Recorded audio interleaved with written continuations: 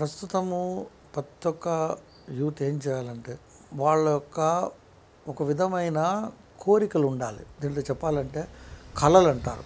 నేను పిల్లలకి పాఠాలు చెప్పేటప్పుడు కూడా మనం కళలు కనాలి, డిజైర్స్ ఉండాలి. కళ కనేవాడే మీకు దానికి ఎగ్జామ్ సర్ ఆర్థర్ క్లార్క్ అనే అతను ఒక బుక్ రాశాడు దేని మీద, శాటిలైట్ కమ్యూనికేషన్ మీద.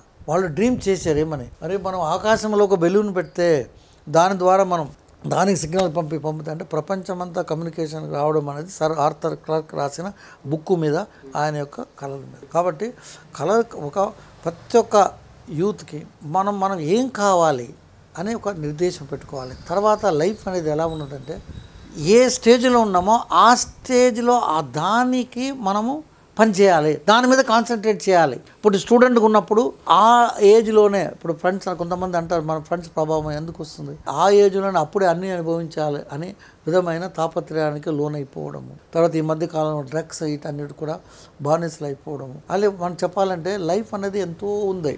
ఇప్పుడు లైఫ్ ఎక్స్పెక్టెన్సీ ఏమైంది, 80 నుంచి 90 సంవత్సరాలు, 80 సంవత్సరాలు ఈజీగా ప్రతి ఒక్కరు బతకగలుగుతున్నారు. ఒకటేమో ఆరోగ్యం చూసుకోవాలి, రెండవది ఏంటి ఒక మిషన్ పెట్టుకోవాలి, నేను అనుకుంటే ఏమైనా సాధించుకోవాలి. తర్వాత ఇంకోటి మనకు అందరూ చెప్పేవారు ఏమని, ఎస్ మనం ఫెయిల్ అవుతాం, failures are the success of the people. ఇంకోటి ఎంతోమంది చెప్తారు, నాకు ఎవరైనా అడ్వైజ్ నా దగ్గరికి వస్తే, బాబు మీరు సర్వీస్ కమిషన్ పబ్లిక్ కాదు స్టేట్ కమిషన్ రాయండి, కానీ మీరు ఒకటే చూసుకోండి, నీ వయసు ఎంత, సపోజ్ ఒక అబ్బాయి 25 years, నీకు అప్పర్ ఏజ్ లిమిట్ ఎంత ఉంది, 35 కదా, ఎన్ని 10 years ఉంది, మంచి కోచింగ్ తీసుకో, దాని మీద కాన్సన్ట్రేట్ చేయి, మళ్ళీ కోడి గెలికినట్టు ఇక్కడెక్కడ మనం చేపెట్టం. ఇలాంటి మేము అడ్వైజ్ చేసేవాళ్ళం, అదే నాకు హెల్ప్ చేసిందండి. కాబట్టి ఆ విధంగా నేను స్టూడెంట్స్కి ఎంతోమందికి నేను అడ్వైస్ మంచిగా చేయగలిగాను. దాన్ని నేను చాలా కూడా చూశాను. అది యూత్కి ఇచ్చేది ఇదే. కాబట్టి మనము ప్రతి ఒక్కడు అనుకున్నదే ఆయన సాధించగలుగుతాడు.